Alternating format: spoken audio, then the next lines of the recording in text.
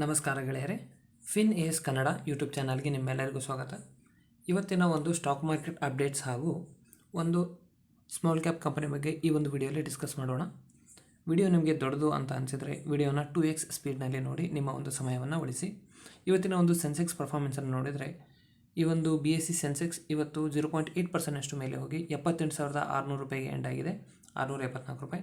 Nifty 50 ಬಗ್ಗೆ ಮಾತಾಡಿದರೆ 0.6% ಮೇಲೆ ಹೋಗಿ 23,868 ರೂಪಾಯಿ ಹತ್ರ ಎಂಡ್ ಆಗಿದೆ.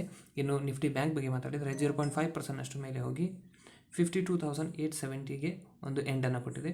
ಈ ಒಂದು ಎಲ್ಲ ಸೆನ್ಸೆಕ್ಸ್ ಹಾಗೂ ನಿಫ್ಟಿ ಹಾಗೂ ಬ್ಯಾಂಕ್ ನಿಫ್ಟಿಗಳ ಬಗ್ಗೆ ಮಾತಾಡಿದರೆ ಎಲ್ಲ ಇಂಡೆಕ್ಸ್ಗಳು ತನ್ನ ಒಂದು ಆಲ್ ಟೈಮ್ ಹೈ ಹತ್ರ ಟ್ರೇಡ್ ಮಾಡ್ತಾ ಇದ್ದಾವೆ. ಇದು ಒಂದು ಒಳ್ಳೆಯ ವಿಷಯ ಅಂತ ಹೇಳ್ಬೋದು. ಇನ್ನು ನಾವು ಮುಂದೆ ಹೋದಂತೆಲ್ಲ ಈ ಒಂದು ಕರೆಕ್ಷನ್ ಸಹ ಆಗ್ಬೋದು, ಇದರ ಒಂದು ಚೇತಾವಣಿ ಸಹ ನಿಮಗೆ ಇರಬೇಕಾಗುತ್ತೆ. ಇದರ ಒಂದು ಕಾಷಿಯಸ್ ಆಗಿ ನೀವು ಇನ್ವೆಸ್ಟ್ಮೆಂಟನ್ನು ಮಾಡಬೇಕಾಗುತ್ತೆ. ಅದರಿಂದ ಇಂಡೆಕ್ಸ್ಗಳ ಒಂದು ಮೂವ್ಮೆಂಟ್ ಸಹ ನೋಡುವಂಥದ್ದು ಬಹಳಷ್ಟು ಇಂಪಾರ್ಟೆಂಟ್ ವಿಷಯ ಆಗಿರೋದ್ರಿಂದ ನಾವು ಫಸ್ಟ್ ಇಂಡೆಕ್ಸ್ಗಳ ಬಗ್ಗೆ ಮಾತಾಡಿದ್ದೇವೆ. ನೀವು ನಮ್ಮ ಚಾನಲ್ಗೆ ಫಸ್ಟ್ ಟೈಮ್ ಬಂದಿದ್ದೀರ ಅಂದರೆ ಚಾನಲ್ಗೆ ಸಬ್ಸ್ಕ್ರೈಬ್ ಮಾಡಿ ಹಾಗೂ ಬೆಲ್ಲೈಕನ್ನು ಹಿಟ್ ಮಾಡಿ. ನಮ್ಮ ಒಂದು ಲೇಟೆಸ್ಟ್ ಅಪ್ಡೇಟ್ ನಿಮಗೆ ತ್ವರಿತವಾಗಿ ಸಿಗಬೇಕಂದ್ರೆ ಬೆಲ್ಲೈಕನ್ನ ಹಿಟ್ ಮಾಡೋದು ಬಹಳಷ್ಟು ಅವಶ್ಯಕವಾಗುತ್ತೆ. ಇನ್ನು ಅಲೈಡ್ ಬ್ಲೆಂಡರ್ಸ್ ಆ್ಯಂಡ್ ಡಿಸ್ಟಿಲರ್ಸ್ ನಿಮಗೆಲ್ಲರಿಗೂ ತಿಳಿದ ಹಾಗೆ IPO ನಡೀತಾ ಇದೆ. ಇದರ ಒಂದು ಸ್ಟಾರ್ಟ್ ಡೇಟ್ 25 ಜೂನ್ ಆಗಿತ್ತು. ಇನ್ನು 27 ನಾಳೆಯ ದಿವಸ ಇದರ ಒಂದು IPOದ ಲಾಸ್ಟ್ ಡೇ ಆಗಿದೆ. ಇನ್ನು ಈ ಒಂದು IPO ಬಗ್ಗೆ ಮಾತಾಡಿದರೆ ಸದ್ಯಕ್ಕೆ ಇದರ ಗ್ರೇ ಮಾರ್ಕೆಟ್ ಪ್ರೀಮಿಯಂ ನಡೀತಾ ಇರೋದು 85 ರೂಪಾಯಿ ಹತ್ರ. ಇದರ ಒಂದು ಎಕ್ಸ್ಪೆಕ್ಟೆಡ್ ಲೀಸ್ಟಿಂಗ್ ಗೇನ್ ಇದರ ಬಗ್ಗೆ ಮಾತಾಡ್ತಾ ಇದ್ದಾರೆ 30%ನಷ್ಟು ಅಲೈಡ್ ಬ್ಲೆಂಡರ್ಸ್ ಆ್ಯಂಡ್ ಡಿಸ್ಟಿಲರ್ಸ್ನ IPO ರಿಟರ್ನ್ಸನ್ನು ಕೊಡ್ಬೋದಾಗಿದೆ. ಇನ್ನು ಮಜ್ಗಾಂವ್ ಡಾಕ್ ಶಿಪ್ ಬಿಲ್ಡರ್ಸ್ ಈ ಒಂದು ಕಂಪನಿಯ ಬಗ್ಗೆ ಒಂದು ನ್ಯೂಸ್ ಬಂದಿದೆ. ಇದು ಭಾರತದ ಒಂದು PSU ಕಂಪನಿಯಾಗಿದ್ದು ಇದು 18ನೆಯ ನವರತ್ನ ಕಂಪನಿ ಆಗಿರೋದ್ರಿಂದ ಈ ಒಂದು ಸ್ಟಾಕ್ನಲ್ಲಿ ಒಂದು ದೊಡ್ಡ ಮೂಮೆಂಟಮ್ ಕಂಡು ಬಂದಿದೆ. ಇನ್ನು ಈ ಒಂದು ಸ್ಟಾಕ್ ತನ್ನ ಒಂದು ಲಿಸ್ಟಿಂಗ್ ಪ್ರೈಸನ್ನು ನೋಡಿದರೆ 2020ರಲ್ಲಿ ಈ ಒಂದು ಸ್ಟಾಕ್ ಲಿಸ್ಟ್ ಆಗಿತ್ತು. ಅಲ್ಲಿಂದ ಇಲ್ಲಿವರೆಗೆ ಈ ಒಂದು ಸ್ಟಾಕ್ ಕೇವಲ 4 ವರ್ಷಗಳ ಒಂದು ಹತ್ತಿರ 2,300% ಒಂದು ದೊಡ್ಡ ರಿಟರ್ನ್ಸನ್ನು ಇನ್ವೆಸ್ಟರ್ಸ್ಗೆ ಜನರೇಟ್ ಮಾಡಿಕೊಟ್ಟಿದೆ. ಇದು ಒಂದು ಒಳ್ಳೆಯ ಒಂದು ವಿಷಯ ಅಂತ ಹೇಳ್ಬೋದು. ಆದರೆ ನೀವು ಹೈ ಲೆವೆಲ್ನಲ್ಲಿ ಬೈ ಮಾಡಿ ಸಿಕ್ಕಾಕೊಳ್ಳೋದು ಉತ್ತಮ ವಿಷಯವಲ್ಲ ಅಂತ ನನ್ನ ಒಂದು ಅನಿಸಿಕೆಯಾಗಿದೆ. ಕೇವಲ ನ್ಯೂಸ್ಗಳನ್ನು ಫಾಲೋ ಮಾಡಿ ಇನ್ವೆಸ್ಟ್ಮೆಂಟನ್ನು ಮಾಡೋದು ಒಂದು ದೊಡ್ಡ ಮಿಸ್ಟೇಕ್ ಸಹ ಆಗಬಹುದು ನಿಮಗೆ. ಅದರಿಂದ ರಿಟರ್ನ್ಸನ್ನು ತೆಗಿತಾರೆ, ಆದರೆ ಅವರ ಒಂದು ಎಕ್ಸ್ಪರ್ಟೀಸ್ ನಮಗೆ ಬರಬೇಕಲ್ಲ. ಆದ್ದರಿಂದ ಜಾಸ್ತಿ ನ್ಯೂಸ್ಗಳ ಬಗ್ಗೆ ಕವರಪ್ ಮಾಡಬೇಡಿ. ನೀವು ಎಕ್ಸ್ಪರ್ಟ್ ಇದ್ದರೆ ನೀವು ಅದನ್ನು ನೀವು ಫಾಲೋ ಮಾಡಬಹುದಾಗಿದೆ. ಇನ್ನು ಡೆವಲಪ್ಮೆಂಟ್ ಒಂದು IPO ಸದ್ಯಕ್ಕೆ ಲಿಸ್ಟ್ ಆಯಿತು. ಇವತ್ತಿನ ಒಂದು ಲಿಸ್ಟಿಂಗ್ ಈ ಒಂದು ಸ್ಟಾಕ್ 67%ನಷ್ಟು ಲಿಸ್ಟಿಂಗ್ ಗೇನನ್ನು ಇನ್ವೆಸ್ಟರ್ಸ್ಗೆ ಕೊಟ್ಟಿದೆ. ಯಾರ್ಯಾರಿಗೂ IPOದಲ್ಲಿ ಇದರ ಒಂದು IPO ಸಿಕ್ಕಿದೆ ಅವರಿಗೆ 67%ನಷ್ಟು ಲಿಸ್ಟಿಂಗ್ ಗೇನ್ ಸಿಕ್ಕಿದೆ. ಯಾರ್ಯಾರು ಈ ಒಂದು IPOಗಳಿಗೆ ಅಪ್ಲೈ ಮಾಡಿದ್ರಿ ಅಂತ ನೀವು ಕಮೆಂಟ್ ಬಾಕ್ಸ್ನಲ್ಲಿ ತಿಳಿಸಿ. ಇನ್ನು HAL ನಿಮಗೆಲ್ಲರಿಗೂ ತಿಳಿದ ಹಾಗೆ ಇದು ಸಹ PSU ಕಂಪನಿಯಾಗಿದೆ. ಇದು ಲಾಸ್ಟ್ ಟ್ರೇಡಿಂಗ್ ಸೆಷನ್ನಲ್ಲಿ 1.5%ನಷ್ಟು ಕೆಳಗಡೆ ಹೋಗಿ 5,283 ರೂಪಾಯಿ ಹತ್ರ ಎಂಡ್ ಆಗಿದೆ. ಇನ್ನು ಇದಕ್ಕೆ ರಿಲೇಟೆಡ್ ನ್ಯೂಸ್ ಏನಪ್ಪ ಅಂತಂದರೆ ಇದು ಡಿವಿಡೆಂಟನ್ನು ಅನೌನ್ಸ್ ಮಾಡಿದ್ದಾರೆ. 13 ರೂಪಾಯಿ ಪರ್ ಶೇರ್ಗೆ ಇವರು ಡಿವಿಡೆಂಟನ್ನು ಕೊಡ್ತಾ ಇದ್ದಾರೆ. ಇದು ಹೋದ ಒಂದು 2 ವರ್ಷಗಳಲ್ಲಿ ಇದು ಲೋವೆಸ್ಟ್ ಡಿವಿಡೆಂಟ್ ಅಂತ ಹೇಳ್ಬೋದು. ಅದರಿಂದ ಸ್ಟಾಕ್ನಲ್ಲಿ ಸ್ವಲ್ಪ ಕರೆಕ್ಷನ್ ಕಂಡು ಬಂದಿದೆ. ಇನ್ನು ಇವತ್ತಿನ ಒಂದು ಸ್ಟಾಕ್ ಬಗ್ಗೆ ಮಾತಾಡಿದರೆ ಈ ಒಂದು ಸ್ಟಾಕ್ ಲಾಸ್ಟ್ ಟ್ರೇಡೆಡ್ ಸೆಷನ್ನಲ್ಲಿ ಒಂದು ದೊಡ್ಡ ಕರೆಕ್ಷನ್ನ ತೋರಿಸಿದರೆ 5.5%ನಷ್ಟು ಈ ಒಂದು ಸ್ಟಾಕ್ ಕರೆಕ್ಷನ್ನ ತೋರಿಸಿ 58.95 ರೂಪಾಯಿಸ್ಗೆ ಎಂಡ್ ಆಗಿದೆ. ಇನ್ನು ಇದರ ಪ್ರೀವಿಯಸ್ ಪರ್ಫಾರ್ಮೆನ್ಸನ್ನು ನೋಡಿದರೆ ಲಾಸ್ಟ್ 5 ಡೇಸ್ನಲ್ಲಿ ಸಹ ಈ ಒಂದು ಸ್ಟಾಕ್ 11.6%ನಷ್ಟು ಬಿದ್ದಿದೆ.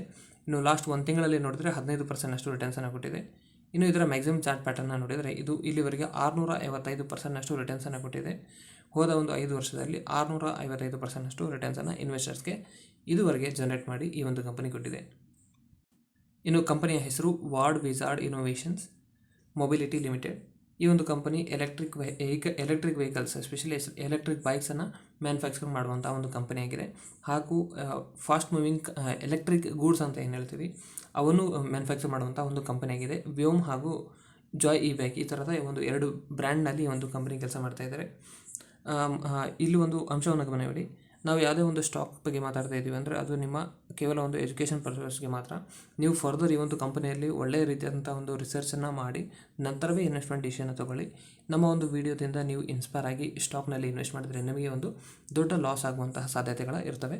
ಅದರಿಂದ ಯಾವುದೇ ಒಂದು ಕಂಪನಿಯಲ್ಲಿ ಇನ್ವೆಸ್ಟ್ ಮಾಡೋದಕ್ಕಿಂತ ಮುಂಚೆ ನಿಮ್ಮ ಒಂದು ಫೈನಾನ್ಷಿಯಲ್ ಅಡ್ವೈಸರ್ ಏನಾದರೂ ಇದ್ದರೆ ಅವರ ಒಂದು ಅಡ್ವೈಸನ್ನು ಫಾಲೋ ಮಾಡಿ ಇನ್ವೆಸ್ಟ್ಮೆಂಟ್ ಡಿಸಿಷನ್ ತಗೊಳ್ಳಿ. ನಿಮ್ಮ ರಿಸ್ಕನ್ನು ಅರ್ಥ ಮಾಡಿಕೊಂಡು ಅದರ ನಂತರವೇ ಇನ್ವೆಸ್ಟ್ಮೆಂಟನ್ನು ಮಾಡಿ. ಹಾಗಾದರೆ ಈ ಒಂದು ಕಂಪನಿಯ ಒಂದು ಕೀ ಪ್ಯಾರಾಮೀಟರ್ಸ್ಗಳ ಬಗ್ಗೆ ಮಾತಾಡಿದರೆ, ಮಾರ್ಕೆಟ್ ಕ್ಯಾಪ್ ಕಂಪ್ನಿದು 1537 ಕೋಟಿ ಇದೆ. ಇನ್ನು ಕರೆಂಟ್ ಸ್ಟಾಕ್ ಪ್ರೈಸ್ ಮೊದಲೇ ಹೇಳಿದಾಗ ₹59 ಹತ್ತಿರ ಟ್ರೇಡ್ ಮಾಡ್ತಾ ಇದೆ. ಇನ್ನು ಸ್ಟಾಕ್ ಪಿ ಇ ಬಹಳಷ್ಟಿದೆ, 109, ಹೈಯರ್ ಪಿ ಇ ಅಂತ ಹೇಳ್ಬೋದು. ಯೂಶ್ವಲಿ 25 ಹತ್ತಿರ ಸಮೀಪ ಇರುವಂತಹ ಒಂದು ಪಿ ಇನ ಒಂದು ಫೇವರಬಲ್ ಅಂತ ಹೇಳ್ಬೋದು. ಪಿ ಇ ಕಡಿಮೆ ಇದ್ದಷ್ಟು ಒಳ್ಳೆಯದು. ಅಂದರೆ ಪೂರ್ತಿ ಕಡಿಮೆ ಇದ್ರೂ ಅದು ಬೇರೆ ಬೇರೆ ವ್ಯಾಲ್ಯೂಯೇಷನ್ಸ್ ಪ್ರಕಾರ ಡಿಫ್ರೆಂಟ್ ಆಗುತ್ತೆ. ಇನ್ನು ಇದರಲ್ಲಿ ಸ್ಟಾಕ್ ಮಾರ್ಕೆಟ್ನಲ್ಲಿ ಪರಿಪಕ್ವತೆ ಅಂತ ಏನು ಹೇಳ್ತೀವಿ, ಎಕ್ಸ್ಪರ್ಟೀಸ್ ಆಗೋದಕ್ಕೆ ಇನ್ನೂ ಟೈಮ್ ಇದೆ. ನಾವು ಸಹ ಪರಿಪಕ್ವತೆಯನ್ನು ಕಾಣಬೇಕಾಗಿದೆ. ಇದರ ಒಂದು ಎಕ್ಸಾಕ್ಟ್ ಟರ್ಮ್ಸ್ ಆ್ಯಂಡ್ ಮೀನಿಂಗ್ಸನ್ನು ನಾವು ಮುಂದೆ ಹೋಗ್ತಾ ನಿಮ್ಮ ಜೊತೆಗೆ ಕಲ್ಕೊಂತ ಇದರ ಒಂದು ಕ್ಲಿಯರ್ ಪಿಕ್ಚರನ್ನು ನಾನು ನಿಮಗೆ ಕೊಡ್ತೇನೆ. ಇನ್ನು ಬುಕ್ ವ್ಯಾಲ್ಯೂ ನೋಡಿದರೆ ₹3 ಹತ್ರ ಇದೆ, ಬಹಳಷ್ಟು ಕಡಿಮೆ ಇದೆ ಬುಕ್ ವ್ಯಾಲ್ಯೂ ಇದರ ಒಂದು ಕರೆಂಟ್ ಪ್ರೈಸ್ಗೆ ಕಂಪ್ಯಾರಿಷನಲ್ಲಿ. ಇಂಟ್ರೆನ್ಸಿಕ್ ವ್ಯಾಲ್ಯೂ ಸಹ ಕಡಿಮೆ ಇದೆ, 13.1. ಕ್ಯಾಶ್ ಇಕ್ವಿಲೆನ್ಸ್ ಕಂಪನಿ ಹತ್ರ 4.83 ಇದೆ. ಡೆಪ್ಟ್ ಕಂಪನಿ ಮೇಲೆ 84 ಕೋಟಿ ಇದೆ, 0.8ನ ಒಂದು ಡೆಪ್ಟ್ ಇಕ್ವಿಟಿ ರೇಷಿಯೋ ಇದೆ. ROE ಮತ್ತು ROCE ಬಗ್ಗೆ ಮಾತಾಡಿದರೆ ROCE 17.8 ಹಾಗೂ ROE 14.8 ಇದೆ. ಫೇಸ್ ವ್ಯಾಲ್ಯೂ ಸ್ಟಾಕಿಂದು ₹1 ಹತ್ರ ಇದೆ. ಇನ್ನು ಪ್ರಾಫಿಟ್ ಆ್ಯಂಡ್ ಲಾಸ್ ಸ್ಟೇಟ್ಮೆಂಟ್ ಬಗ್ಗೆ ಮಾತಾಡೋಣ. ಇಲ್ಲಿ ನೀವು ನೋಡ್ಬೋದು ಯಾವುದೇ ರೀತಿಯಾದಂಥ ಒಂದು ಎಕ್ಸಾಕ್ಟ್ ಮಾಹಿತಿ ಇಲ್ಲ ಇಷ್ಟೊಂದು ವರ್ಷಗಳಲ್ಲಿ. ಈಗ ಸದ್ಯಕ್ಕೆ ನಾವು ಮಾರ್ಚ್ 2021ರಿಂದ ನೋಡ್ತಾ ಇದ್ದೀವಿ, ಇಲ್ಲಿ ಒಂದು ಇಂಪ್ರೂವ್ಮೆಂಟ್ ಕಂಡು ಬಂದಿದೆ ಅಂತ. ಇನ್ನು ಆಪರೇಟಿಂಗ್ ಪ್ರಾಫಿಟ್ 3 ಕೋಟಿಯಿಂದ 32 ಕೋಟಿ ಆಗಿದೆ. ಬಹಳಷ್ಟು ರಿಸ್ಕಿ ಒಂದು ಇನ್ವೆಸ್ಟ್ಮೆಂಟ್ ಅಂತ ಸಹ ಹೇಳ್ಬೋದು, ರಿಸ್ಕಿ ಸ್ಟಾಕ್ ಅಂತಲೂ ಸಹ ಹೇಳ್ಬೋದು. ಇನ್ನು ನೆಟ್ ಪ್ರಾಫಿಟ್ 2 ಕೋಟಿಯಿಂದ ಇನ್ಕ್ರೀಸ್ ಆಗಿ ಈಗ 14 ಕೋಟಿ ಆಗಿದೆ. ಇವರೊಂದು ಆಪರೇಟಿಂಗ್ ಪ್ರಾಫಿಟ್ ಮಾರ್ಜಿನನ್ನು ನೋಡಿದರೆ 8%ನಿಂದ ಈಗ 10% ಆಗಿದೆ.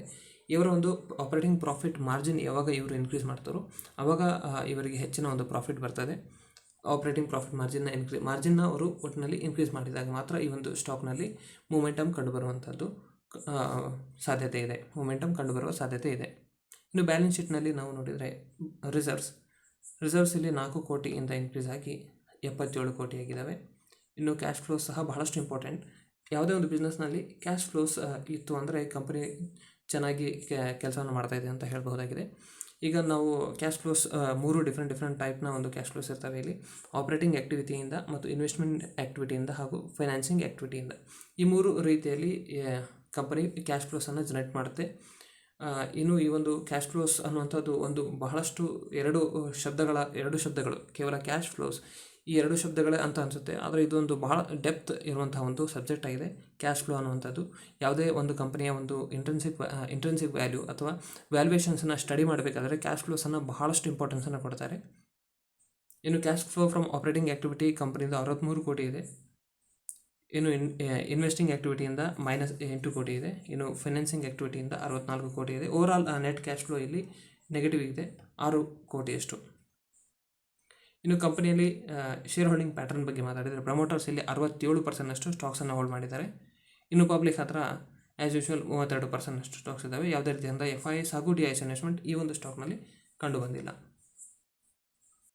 ಇನ್ನು ನೀವು ಈ ಒಂದು ಕಂಪನಿಯ ವೆಬ್ಸೈಟ್ಗೆ ವಿಸಿಟ್ ಮಾಡಿ ಇವರ ಒಂದು ಪ್ರಾಡಕ್ಟ್ಗಳ ಬಗ್ಗೆ ನೀವು ಫರ್ದರ್ ಸ್ಟಡಿಯನ್ನು ಮಾಡಿ. ಯಾವುದೇ ರೀತಿಯಾದಂಥ ಇನ್ವೆಸ್ಟ್ಮೆಂಟ್ ಟಿಪ್ ಆರ್ ರೆಕಮೆಂಡೇಷನ್ ಇದು ಅಲ್ಲ. ನೀವು ಫರ್ದರ್ ರಿಸರ್ಚನ್ನು ಕಂಪಲ್ಸರಿ ಮಾಡಿ ನಂತರವೇ ಇನ್ವೆಸ್ಟ್ಮೆಂಟ್ ಡಿಸಿಷನ್ನ ತೊಗೊಳ್ಳಿ. ನೀವಿನ್ನೂ ಡಿಮ್ಯಾಟ್ ಅಕೌಂಟನ್ನು ಓಪನ್ ಮಾಡಿಲ್ಲ ಅಂದರೆ ಕೆಳಗಡೆ ಕೊಟ್ಟಿರುವಂತಹ ಲಿಂಕಿಂದ ನೀವು ಡಿಮ್ಯಾಟ್ ಅಕೌಂಟನ್ನು ಓಪನ್ ಮಾಡಿ ಇನ್ವೆಸ್ಟ್ಮೆಂಟನ್ನು ರೈಟ್ ಅವೇ ಶುರು ಮಾಡಿ. ನಮ್ಮ ಚಾನಲ್ಗೆ ಇನ್ನೂ ನೀವು ಸಬ್ಸ್ಕ್ರೈಬ್ ಮಾಡಿಲ್ಲ ಅಂದರೆ ಚಾನಲ್ಗೆ ಸಬ್ಸ್ಕ್ರೈಬ್ ಮಾಡಿ ಹಾಗೂ ಬೆಲ್ ಐಕನ್ನ ಹಿಟ್ ಮಾಡಿ. ನಾವು ಈ ರೀತಿಯಾದಂಥ ಒಂದು ಫಸ್ಟ್ ಟೈಮ್ ಈ ರೀತಿಯಾಗಿ ನ್ಯೂಸ್ಗಳ ಜೊತೆಗೆ ಒಂದು ಸ್ಟಾಕ್ಗಳ ಬಗ್ಗೆ ಡಿಸ್ಕಷನ್ನ ಶುರು ಮಾಡಿದ್ದೇವೆ. ಮುಂದೆ ಹೋಗಿ ಬಹಳಷ್ಟು ನಿಮಗೆ ವ್ಯಾಲ್ಯೂ ಕೊಡುವಂಥ ಒಂದು ವಿಷಯಗಳನ್ನು ನಾವು ಮಾಡ್ತೇವೆ. ಅದರಿಂದ ನೀವು ನಮ್ಮ ಜೊತೆಗಿರಿ. ನಮ್ಮ ಚಾನಲ್ಗೆ ಸಬ್ಸ್ಕ್ರೈಬ್ ಮಾಡಿ ಹಾಗೂ ಬೆಲ್ ಐಕನ್ನ ಹಿಟ್ ಮಾಡಿ. ಹಾಗಾದರೆ ನಾವು ಮುಂದಿನ ವೀಡಿಯೋದಲ್ಲಿ ಸಿಗೋಣ. ಅಲ್ಲಿವರೆಗೆ ಧನ್ಯವಾದಗಳು ಹಾಗೂ ಜೈ ಹಿಂದ್, ಜೈ ಕರ್ನಾಟಕ ಮಾತೆ.